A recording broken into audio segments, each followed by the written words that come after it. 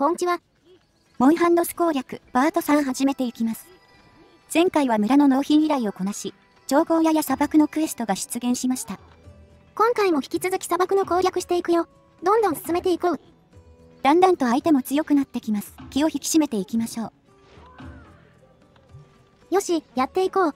村の掲示板を見ていたところだ。ここには村の発展の様子が書かれています。あらすじ機能みたいなものですね。ポータブルシリーズの実質で読めた狩りに生きるみたいな読み物としても面白くなってます。ゲームの仕様の説明もあったりして、割とヒントももらえたりするね。ただ、村人の様子も細かく追ってあって、若干プライバシーの心配はあるよ。まあ、住民もまだまだ少ないでしょうし、噂とかは爆速で広まるでしょうね。そうそう、村といえば、紹介してない施設があるんだった。村の右側はあまり映していませんでしたね。その名もズバリ行動。そのまんまだ。今ムービーにある通りで、めぼしいものや村人の姿はありません。一点、一番奥に何かが刺さっています。何やら剣のようですが。残念ながら、今この剣らしきものに反応はない。特にやることのない場所になってる。ただ、後々重要なイベントに影響するよ。こんだけ意味ありげだから、当然っちゃ当然だが。その時までのお楽しみですね。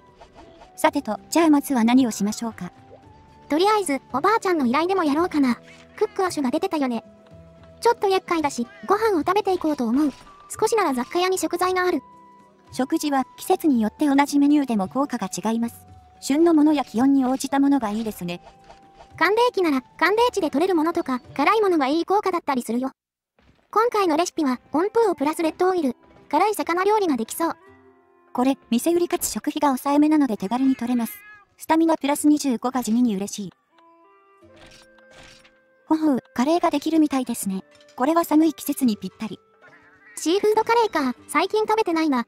お腹減ってきた。っていうか、カレー粉は普通に別であるんだな。その辺はルームサービスに含まれるのかな。我々、特にサービス料払ってませんけど、村から出てるんでしょうかね。よし、これで準備は完了。じゃあ青クック行きますか。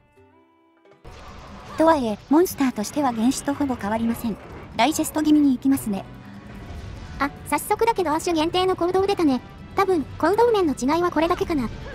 つっても、ただ羽ばたいて下がるだけなんだよねこれ。風圧症をものすごい勢いで連発するが。このモーション、昔から意味わからなかったんですよね。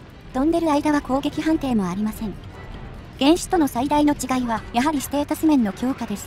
特に体力はかなり多くなっています。怒り中の強化幅も大きくなるね。クックの場合は、速度面の強化がかなり強い。たかがクックと舐めてると、痛い目見るよ。にしても、ファンゴ君は今日も邪魔ですね。寒冷期でもお構いなしですか。まあ、怪我はあるし、寒さには強そうだよな。せい。はい、お疲れ様でした。なんとか10分以内で片付きましたね。さて、それでは剥ぎ取りタイム行きましょう。コモン素材のみ専用素材があります。それより、巨大なくちばしが取れたら熱い。確率は原種の3倍だ。くちばしは必須ということではないんですが、取れると中盤くらいで武器の選択肢が広がります。入手は剥ぎ取りか捕獲報酬だけ。どっちも低確率だよ。来ない。さすがにそう簡単にはいかんか。ま、取れないこと前提で進める計画なので、特に問題はないでしょう。おばあちゃん、クリアしてきたよ。青吹き出しの場合は、一定回数こなさないと何もないです。システム的に仕方ないですが。特殊なメッセージすらないのは悲しいな。アシュって結構珍しいんだけど。まあええや、気を取り直して、本筋の方を進めていくぞ。砂漠モースのもう一体、ドスガレオスをやっていきます。やる前から面倒そうな匂いがプンプンします。依頼文にすら大変と明記されてる。やっぱ開発的にもそういう扱いなんだな。とりあえず夜のままでやってみましょうか。そこまで違いはないはず。あれ、初期位置ここのはずだけど、ドスガレって遭遇ムービーないんだっけ？初代から MHP と 4G にはありましたが、セカンドと 2G はどうでしたっけね。まあ、ぶっちゃけどっちでもいいですが。あの黒ずんでるのがドスだな。これ慣れてないと見分けつかないよね。言った、おい、開幕テロやめろ。発見時のひるみを回避しなかったせいなんですが、これもまあシビアな仕様ですよね。というわけでドスガレ戦スタートです。旧作仕様の彼はまあ面倒ですよ。ご覧の通りでずっと潜ってるからね。しかも、ハンターの足では到底追いつけない速度だ。重要なのは常に一定ルートを回ってることと、一定距離を進むと少し止まることだね。止まった時、近くにいると攻撃を仕掛けてきます。そこが攻撃とかのチャンスですね。まあ、たまに無視されたりするんですけど。あとは音爆弾をぶち当てれば、すぐに引っ張り出せる。こっちは進んでようが関係ない。こっちのが手っ取り早いが、当然、回数には限りがある。一定ダメージを与えることで引っ張り出せるので、基本は一撃が重い武器が有効ですね。ハンマーもスタンプあるので悪くはないですが、背びれの肉質的には体験が一番でしょうかね。確かに、うまく噛み合えばため切りも入りそうだしね。ほら、いい加減出てこい。おお、ナイスです。これでようやくまともに戦えます。あ、微妙に首に届いてません。ちょっともったいない。ワールドみたく叩きつけがあればな、チャンス時にも当てやすいんだけど。まあ、ないもんねだってもしょうがない。あとはスタンプ中心に立ち回ろう。肉質的には首か腹狙うのがいいんですが、縦3の連携だと微妙に当てづらいんですよね。黄色だと弾かれリスクも高いしね。2発目が切り方補正の減産を受けやすい。大黒海、確かに攻撃力はバグレベルで強いんだけど、切れ味が黄色だから取り扱い注意だね。ま、切れ味で苦労するのは他武器も一緒ですがね。この段階でまともな緑を用意するのは大変です。特に序盤きついのが双剣かな。とにかく性能が全体的に低い。ドスオフの双剣は軒並み切れ味が悪いんですよね。終始きつそう。言った、もう何なんだよこいつら。これぞガレオスって感じの動きですね。どこからでも吹っ飛ばしてきます。というか、いつの間にかドスガレくん潜ってますね。また地上に出さねばなりません。基本これの繰り返しなんだよね。運が悪いと戦わせてすらもらえない。ああ、スルーされちゃった。音爆使えばよかったか。こりゃあ時間かかりそうですね。しんどい。せめて戦わせてくれ。意外と殴れてはいるんですが、流れが単調で長く感じますね。あ、泳ぎ方が変わりました。これはエリア移動の予感。ようやく変わったことが起きたな。移動自体は嬉しくないけど。これは5番で戦う流れでしょうか。急いで追いかけましょう。さあ5番に来た。だけど、あれ、発見されてないな。移動先、どうやらここではないようですね。となると7番に行くんでしょうか。7番は休眠エリアってイメージなんだけど、背びれ畳まれてたっけ？ 2番では確認できませんでしたが、とにかく行ってみましょう。ありゃ、足引きずってる。マジで休眠の移動だったか。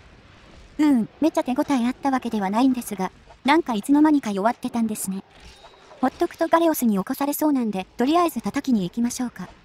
こいつって寝るときは普通に立って寝るんだよな。潜ってればいいのに。ハプルは潜って寝ましたよね確か。この子にとってはこれが一番楽なんでしょうか。じゃ、失礼します。これだとヒットは一発目だけです。ちょっと美味しくないですね。この辺も体験が欲しくなるところだな。尾びれにため切り当てたい。そもそも肉質的には切断有利ですからね。魚竜系にはハンマー相性良くないです。あ、やべ、なんか回転出ちゃった。どうやって止めるんだっけ？これ、回転中の攻撃はスティックなんですよね。ためが R1 だから頭がこんがらがります。未だにとっさに三角をしたりしちゃうよ。慣れって怖いよね。あ、いた。おい、ふざけるなこいつ。泳いでる最中は背びれに攻撃判定あります。とことんガレオスしてますね。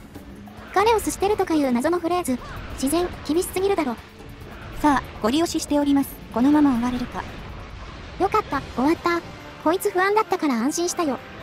お疲れ様でした。なんというか、想像通り大変でしたね。では、剥ぎ取り行きましょう。この子の素材は後々使う予定があります。お、来た来た、魚竜の牙だ。これが必要なんだよね。ドスガレオスは小型ガレオスと共通の素材が多く、この魚竜の牙も同様です。なんなら魚竜の肝も取れるからね。大型から生産アイテム剥ぎ取れるって。ガレオス素材は武器でも防具でも使うので、いずれ周回することになりそうですね。ま、その頃には武器も強くなってるだろうし、今はクリアできたからよしとしよう。よし、戻ったぞ。これで大体のモンスターを買ったが。何か新しい情報はあるでしょうか？お、あるみたいだ。なんか事件の匂い。高角種のモンスターと通称路はまずそうですね。おっと、思ったより直接的に村に関係する事態だった。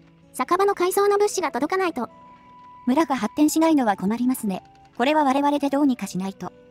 というわけで、これが初の緊急クエストとなります。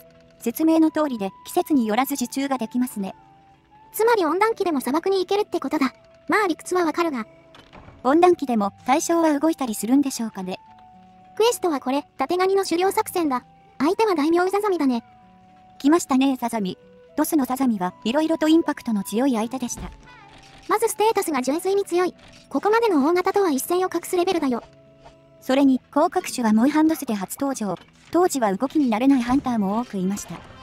プラスしてこれが緊急扱いなので、多くの初心者ハンターがここで挫折したと言います。切断に強く、打撃に弱いって肉質もあるよね。切断使いだとそれだけで難易度が上がる。我々も当時はかなり苦労した覚えがあるよ。無属性の片手でザザミとか、正気の沙汰ではない。今となっては知識があるので十分対抗可能ですが、それでも油断はできませんね。だね、食事はしっかりとって、ちゃんと準備していこう。よーし、じゃあやっていくか。一応、昼に変えておいた。ドスガレクエ、ガレオスだらけでしたからね。夜は嫌だなという判断です。昼でもガレオスはいると思うがね。それじゃあ、初の緊急、頑張るぞ。これが終われば村が発展するはず。準備は万端、やっていきましょう。ほい来た、久々の村長の言葉。フリークエストと緊急クエストの違いですね。大体は出発前に聞いたことと同じです。オフラインを通して何回か緊急クエが発生する。以降、すべて同じルールでやっていくとのことだ。地味ですが、緊急にはサブタゲの概念がありません。目的はメインタゲなんで当然なんですが。そもそもドスの緊急は一度しか出現しない。4K とかとは根本的に違う性質なんだよね。本当に緊急の依頼っぽい表現ですね。クリア後は別のフリクエとしてターゲットと戦えます。さて、では参りましょうか。初遭遇まで初期位置から動かないので準備していきます。昼だからクーラーしか使わないんだが、もったいないからホットももらっていくか。ホットとクーラー、見せて買うと高いんですよね。支給品でなるべく賄いたいです。初期位置は9番。ということで、キャンプの初とか使うよ。セカンド G 経験者にはおなじみのコースですね。では、いよいよザザミくんと対面です。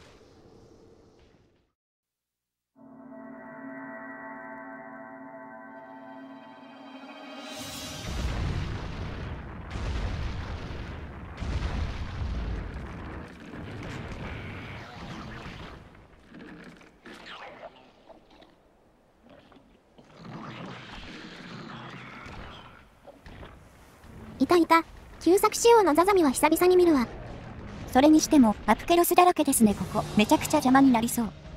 確かに気になるが、勝手に攻撃に巻き込まれて、そのうち倒れてくれないかな。ほっといて大丈夫でしょうか。掃除しておいた方がいい気がしますけど。と言っても、ザザミ自体も気になるからね。アプケロスが近づいてくるのを待ちたいかな。集まってきましたが、でかいから視界が。危ない。やばい、集まったら帰って邪魔すぎるこいつら。すぐ駆除しないと危険だ。いい怒りだけどこのダメージか、大技は一撃も食らえないな。これ、前回で防具揃えておいて正解でしたね。裸だと一瞬でキャンプ送りにされそう。ほんとだね、ちょっとドスの怖さ忘れてたよ。ザザミクエで戦うべきはザザミだけではなかった。スタンプはアプケロスに当てるのを優先して着実に駆除するぞ。スタンプ1回では削りきれないんですが、ザザミの攻撃が少し入れば倒せるみたいですね。よし、これであと1匹だけかな。早く倒れてくれ。あれ、思ったよりしぶといですね。スタンプとため打ちでまた倒れませんか。アプケロスもしっかりドスの小型してますね。耐久力と攻撃性がすごいです。こいつは毎作品こんな感じだが、ドスの環境だとマシマシできついね。さあ、今度こそ邪魔者はいなくなった。ザザミに集中できるぞ。とりあえず、宿の破壊を目指しましょうか。せっかくハンマー持ってるので。この当時、宿は打撃でしか破壊ができません。ここも切断泣かせな仕様です。宿は壊すとモノブロの角が取れたりするぞ。まだ素材として使える状態なんだね。傷んでたら宿にはしないでしょうし、それなりに新鮮なものを選んでるんでしょうね。にしても、よくこんだけ頭角が見つかりますよね。穴場の墓でもあるんでしょうか。人間に見つかる範囲の個体数が少ないだけで、地下とかに大規模な群れでもあるのかもな。ザザミはモノブロのものしか選ばないし、探すのに優れた特性でもあるのかも。1段階目が壊れましたね。あともう1段階あります。ここで怒り状態に突入だ。ここからはかなり慎重に行こう。攻撃力、素早さともにかなり上昇しますね。多名道だと追いつかれるくらい速いです。攻撃後の隙が思ったより速いんだよな。立ち位置ミスると逃げ切れないくらいだ。食らう位置が悪いとはめ殺されるリスクがあります。スタンプ以外あまり使わない方がいいでしょう。気をつけててもやられるときはやられるんだが。でもダメージはしっかり取れてるみたいで、ダウンがそれなりに入ってる。この端から危ないですね。やはり切れ味黄色だと縦振り2回目が鬼門です。この横振りの囲い込み性能よ。これは見てからじゃ打ち避けは不可能だな。毎度フレーム回避するのも安定しませんしね。出されても食らわない位置にいたいです。こういう横に強い攻撃は高角種の特徴ですね。飛竜系は尻尾以外でなかなか横に攻撃しないので。ドス発売当時にみんな苦戦したのもわかるよね。これまでにない攻撃パターンだからな。何を隠そう、同行者のリア友を引退させたのがこの子です。かわいそうに。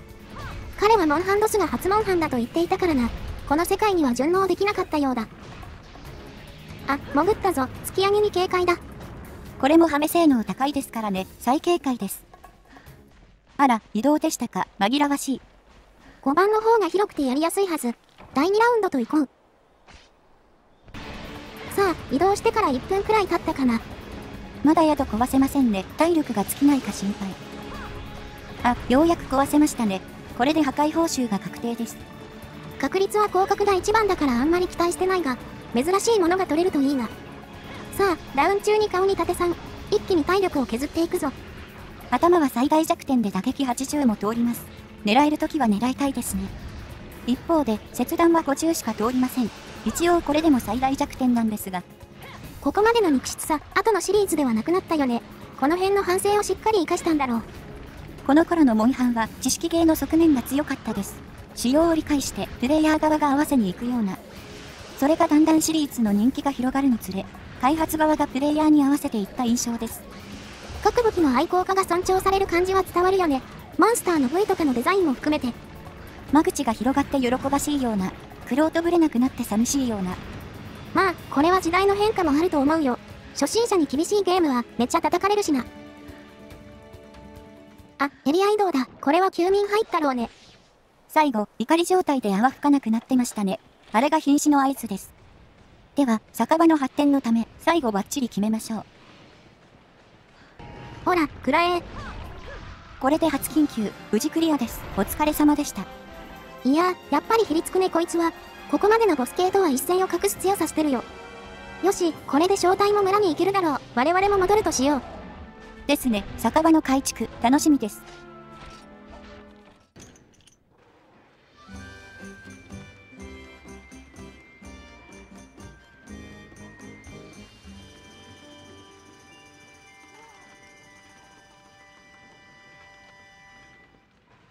おお、酒場が立派になった。なんというか、開放感が出てきたな。届いた物資が早速役立ったみたいですね。乗り越えられてよかったです。それで、パワーアップしたのは見た目だけではありません。通称路が開けて、新情報が入ったそうな。なんと、もう沼地に行けるようになった。砂漠が追加されてから結構早かったね。モンハンドスオフは、ここから一気にできることが広がるよ。特に装備面がかなり充実する。いろいろと夢が広がりますね。その分、素材集めは大変なんですが。あ、表彰ばあちゃん来てる。この人もここで解禁だね。開放した通称路、かなり重要なものでしたね。この方は貴重なアイテムを販売してくれます。ただ、村に常駐するわけではありません。おばあちゃんのセリフにヒントがあります。村の噂を聞く旅ってことで、青い吹き出しの依頼をこなすと来てくれるよ。商品はかなり有用なものだから、ぜひ活用したい。この段階だとお金の工面がちょいきついが。